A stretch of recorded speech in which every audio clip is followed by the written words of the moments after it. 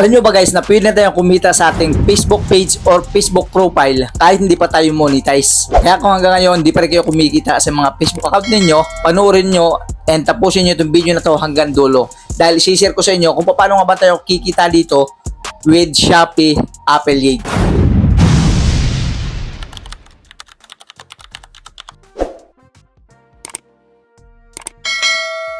Hi guys, ako nga ba si Rix at welcome dito sa Extra Kita PH. Sa video na to guys, i-share ko sa inyo kung paano nga ba tayo kikita sa ating mga Facebook account with Shopee Affiliate link. Ang gagawin natin dito guys is i-connect natin yung ating mga Facebook page or Facebook profile man yan sa ating mga Shopee Affiliate account. Make sure lang guys na may mga Shopee Affiliate account na kayo.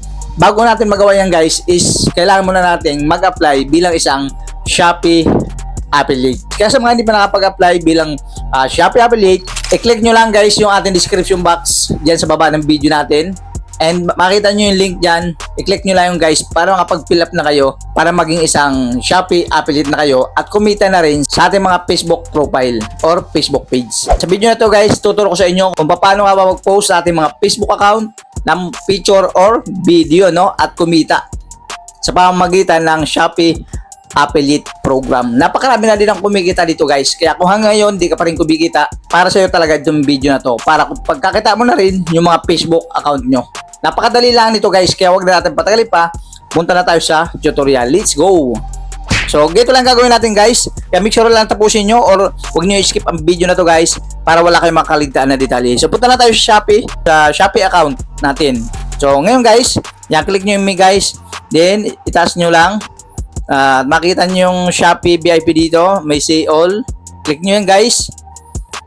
Okay, makita nyo yung affiliate program. Make sure guys na affiliate na kayo, nakapag-register na kayo para makapin natin yung link ng product. So, hanap ako dito guys ng aking gustong i-copy. Kumbaga, ipopost natin.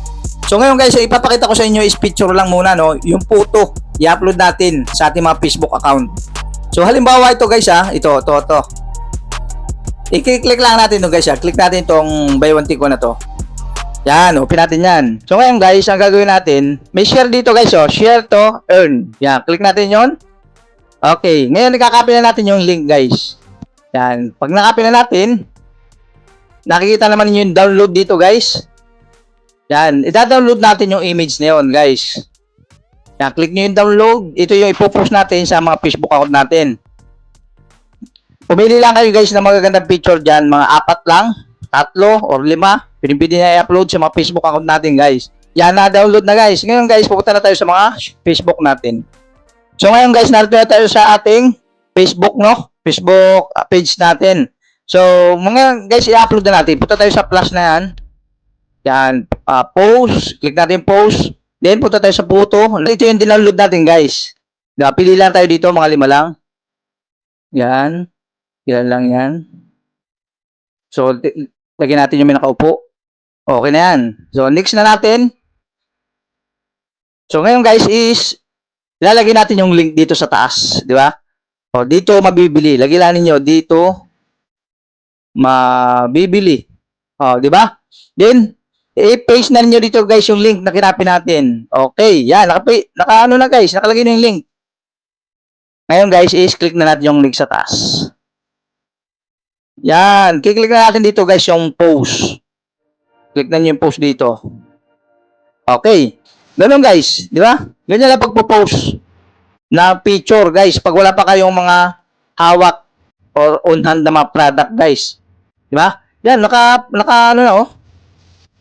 naka-post na guys sa mga Facebook natin. So pag nilik natin guys to, or nakita ng mga buyer mo yan, kiklik nila yan, mawala-direct sila sa Shopee Affiliate account mo. Yan, click natin.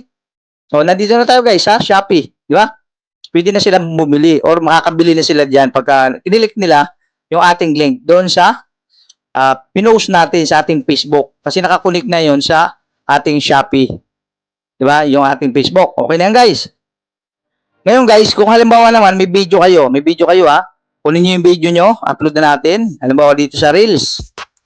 Yan, halimbawa may video tayo hanapin ko muna yung video ko dito guys.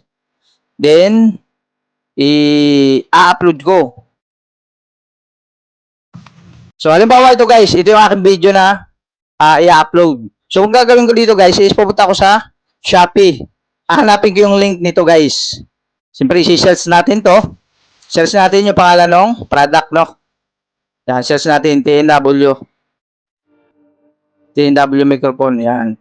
Yan, i-search nyo lang guys yung name ng product. Then, hahanapin natin dito kung ano yung, ano niya. Ay, ito, lumabas na guys, to. Yan, i-click natin to para makuha natin yung link. Dahil may video na tayo, hindi natin kailangan ng picture. Ngayon guys, is mapapansin nyo dito sa taas, may parang arrow, yung share na to. I-click nyo yan para lumabas yung link. Yan, nasa baba guys. I-click na natin yung link. Okay. Punta na tayo sa ating Facebook. Okay. Ngayon guys, is-paste na natin dito yung link. Yan, dito mabibili. Lagyan lang nyo dito. Mabibili.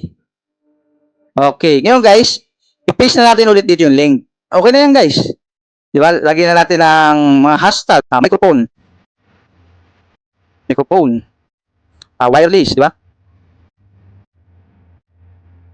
TNW. TNW microphone. Mic. Dual mic. Okay na yan guys. Ngayon guys, i-edit natin yung ating thumbnail para medyo maganda naman. Click natin yung ating video. Nakalagay na edit sa taas. Click yung edit na yan. Hanap tayo dito sa baba kung alin magandang style. Yung gusto ninyo. Yan, okay na para sa akin yan. Okay na yan. Then, click natin yung save.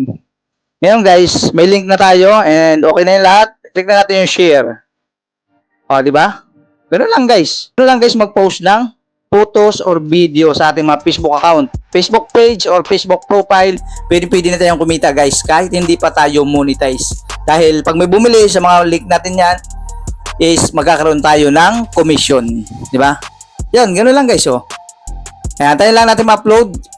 So ito yung mga na-upload natin guys, yung kanina, yung photos niya. And saka ito.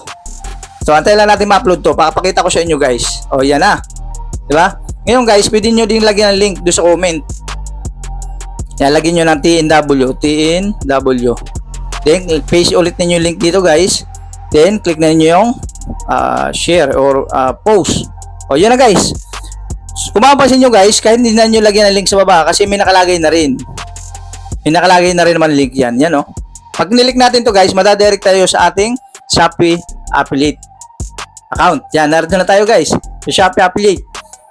Kaya kung ma-click na ma-buyer yan, yan, makakabili na agad sila.